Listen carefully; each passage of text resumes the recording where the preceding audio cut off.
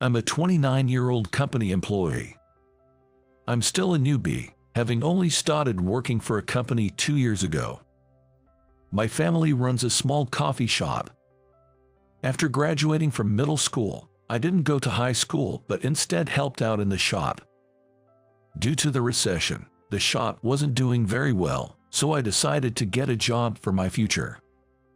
With no particular skills and just being a middle school graduate, I learned how to use a computer to gain some skills for job hunting.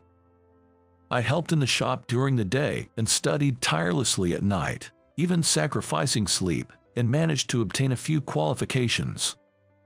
Alright, now my resume looks somewhat decent. The qualifications section of my resume, which was once blank, is now filled. However, finding a job was tough because I only finished junior high school, but I was lucky to land a job at the food manufacturing company I currently work for. The employees are all nice, and they've been kind to me with no prior work experience, patiently teaching me the job. But there was one person who didn't think well of me. That was our section chief, Tina. In her mid-30s, she has a rather intense beauty, and unlike me, an elite graduate, Tina graduated from a famous university even I, a middle school graduate, know of. Moreover, being the section chief, she is capable at her job. However, Tina was harsh on employees she didn't like. She clearly disliked those who didn't listen to her, were timid and couldn't speak their mind, and those who were inefficient. Especially, Tina cared about educational background. Confident in her own, she was strict with others. It must be because she had studied diligently. The moment she found out I only finished middle school, she whispered in my ear, "Working with an idiot, I'm so pitiful." There was even a time she mocked me, saying, "You, getting married is utterly impossible." Of course, I was earnest in my job, but not being naturally efficient, I was slow and made mistakes when starting new tasks.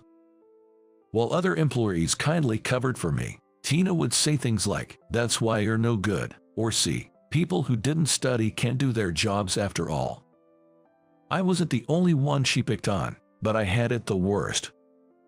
I knew part of the problem was my inability to learn quickly.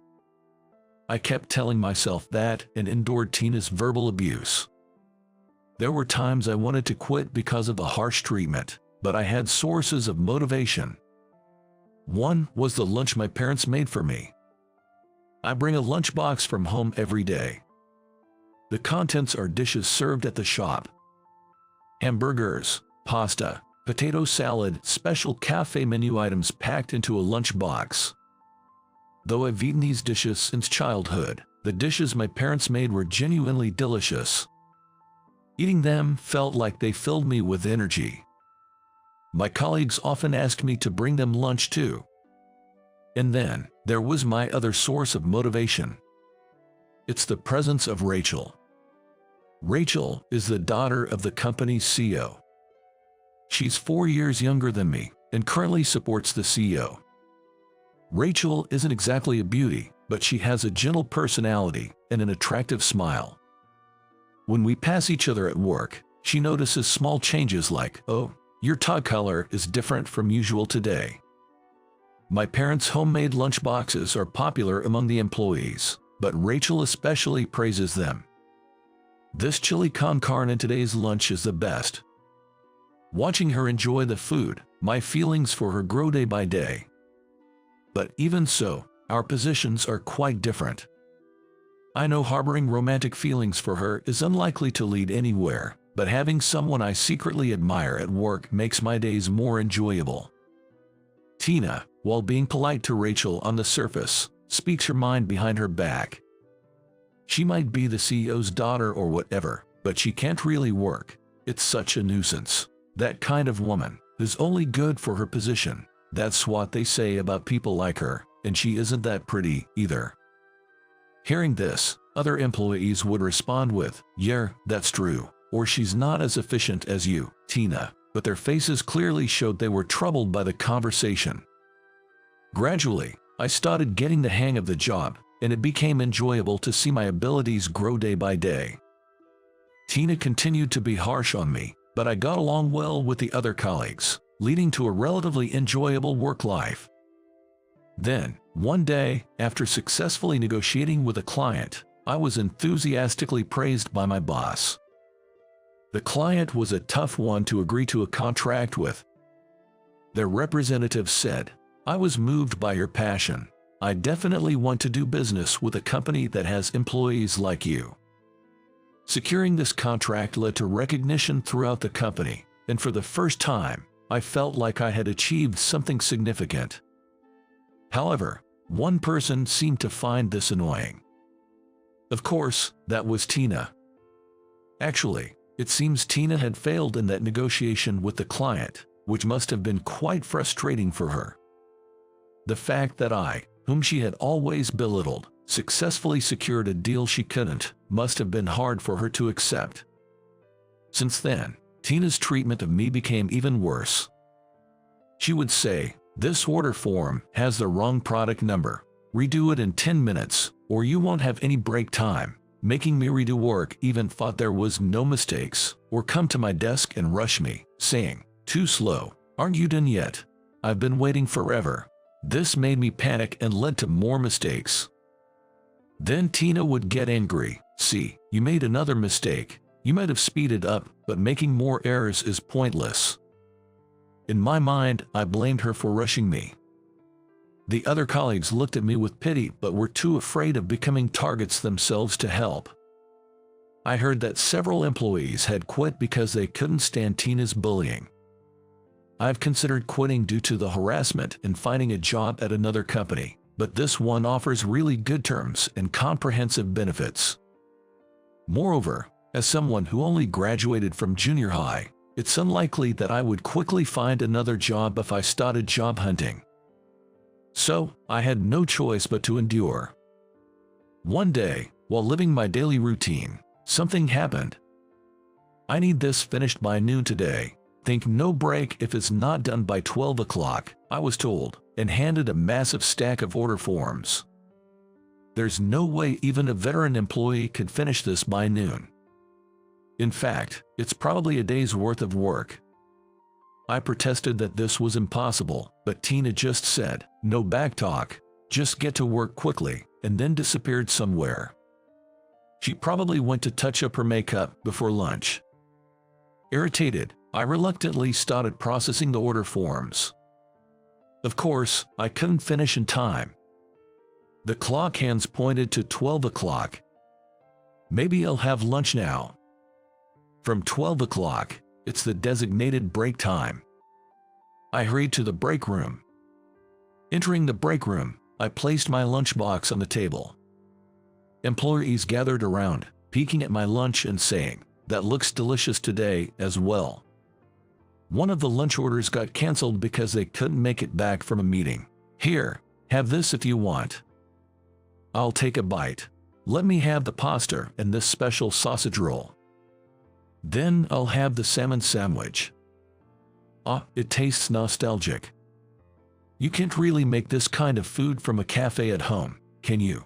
Seeing everyone's smiles from just a little bit of food made me genuinely happy.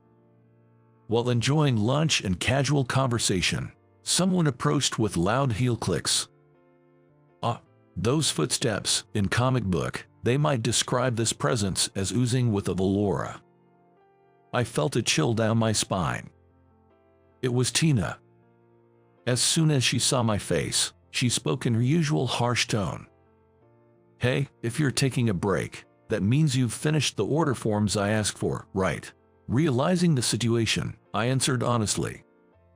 "I hadn't finished yet, but I've completed all the urgent tasks. I plan to finish the rest in the afternoon."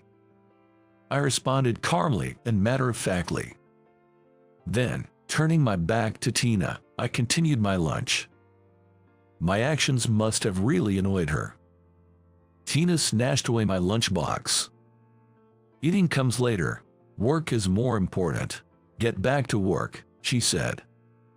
The other employees tried to calm her down, saying, "Come on, Tina," but she was too enraged to listen. Glancing at my lunchbox, she mocked, "I heard your cafe running parents made this, but but it looks like just an ordinary lunch anyone could make. In fact, it even looks unappetizing. No wonder your shop isn't thriving." I couldn't stand her belittling my parents.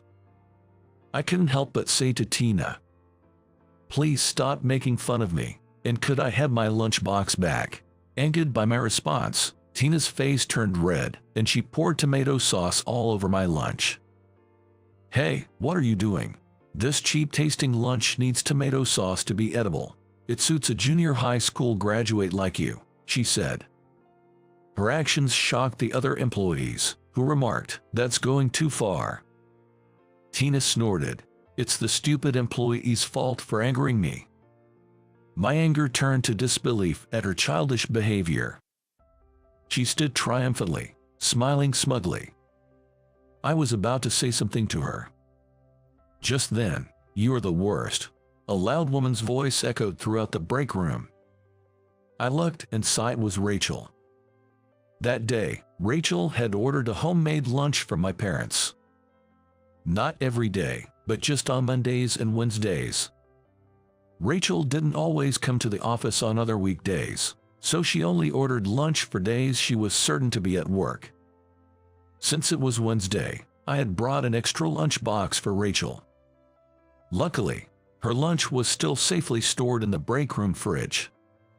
Rachel, upset by Tina's food tampering, angrily said, "Tina, this is too much. Apologize to Max right now." But Tina, unable to contain her anger, retorted, "Just because you're the CEO's daughter doesn't make you so high and mighty. I'm older and more knowledgeable in work." Everyone around was stunned by Tina's words. Rachel's eyes were red with anger. Then, a large man in a black suit blocked the view. "What's all this noise about?" The voice belonged to the CEO. He was always in the office on Mondays and Wednesdays for client meetings.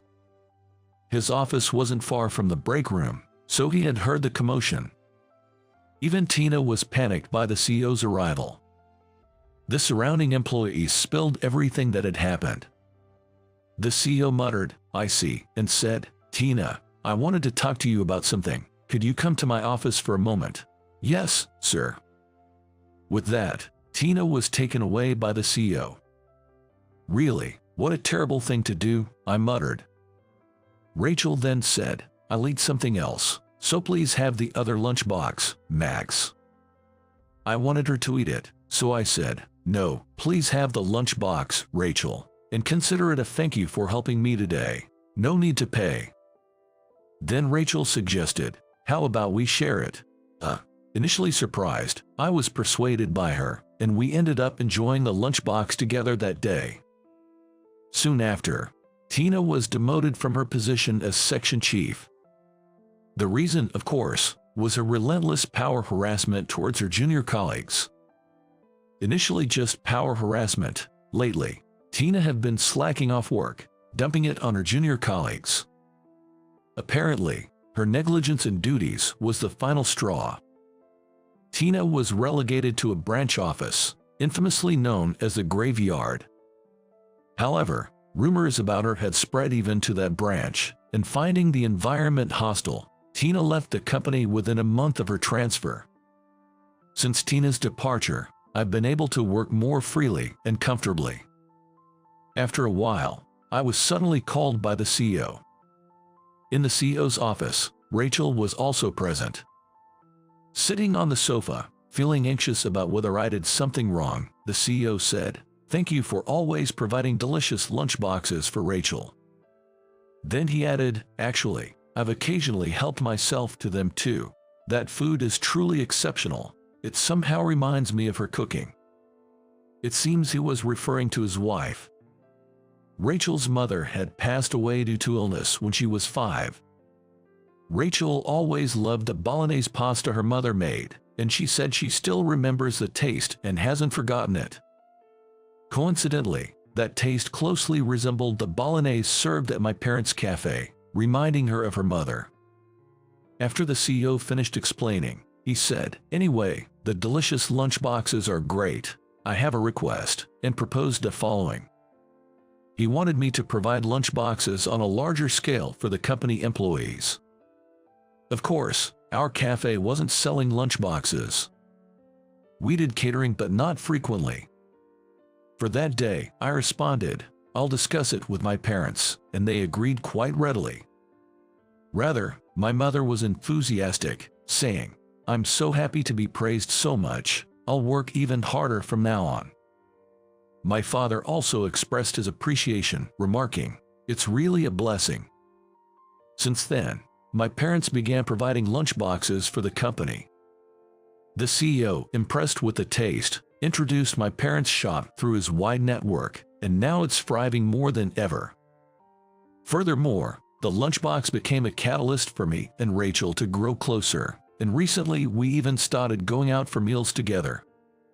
While I'm hesitant to convey my feelings, I hope to gradually build a closer relationship with Rachel, taking things slowly. Of course, I'll continue to work hard at my job too. I look forward to a fulfilling life in both work and romance.